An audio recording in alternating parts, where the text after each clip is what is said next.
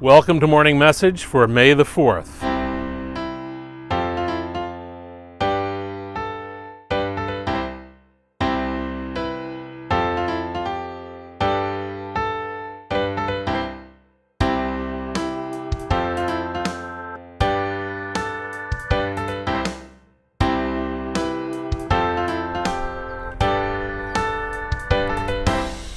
That's right, it's May the 4th, and you're not going to hear any Star Trek, Star Wars. You're not going to hear any Star Wars jokes from me at all today. I'll leave those to the professionals.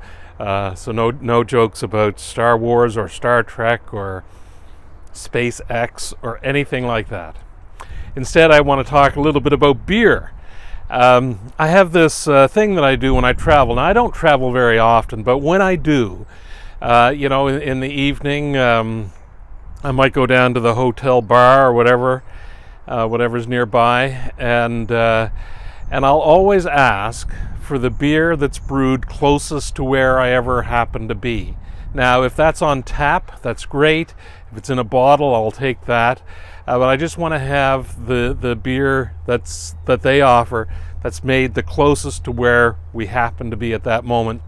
Sometimes that happens to be the big beer places or whatever, the Labatt's and places like that. But sometimes it's a really wonderful little microbrewery.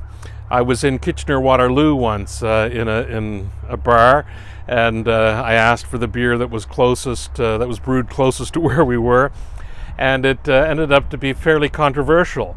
The servers all got into an argument about which brewery was the closest.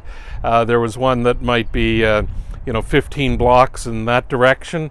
There's another one that was maybe 10 blocks in the other direction, but those blocks were longer. So a big argument grew up amongst the staff. I tried to settle things down by saying, okay, I'll have one of each. Anyway, that's one of the things I do, and it's for me really interesting. Now, I know some of you will think, hey, but you're a priest, you shouldn't be drinking beer in public places and stuff like that. Well, I'm no Adam Ant. Now, there's a reference that dates me for sure.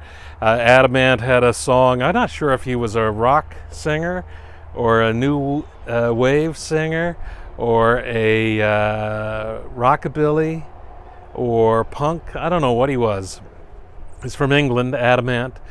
He had a song called Don't Drink, Don't Smoke, What Do You Do? Apparently he didn't have any vices, and when he was interviewed by music magazines and stuff like that, they would kind of complain that they have nothing to write about him because he didn't have a very interesting life. Well, I don't drink very much beer, but when I do, quality matters to me, and that's why I like to look for these local microbreweries wherever I happen to be, and there's certainly some interesting flavors, some interesting experiences. Some of them I like, some of them I don't. There you go. How does this relate to the church? Well, we put a lot of expectations on ourselves as Christian communities, and we have grand expectations about what we might expect of a particular parish.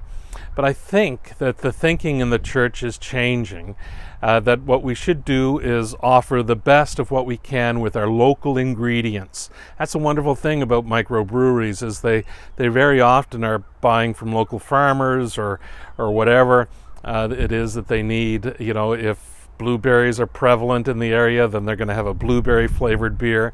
I think we need to start taking the resources we have at our hands and utilizing those to the best of our ability, and to use those things for the spreading of the gospel, and not worrying about whether or not we're meeting the expectations of churches that have huge staffs and things like that. I'm not sure that that's really where things matter.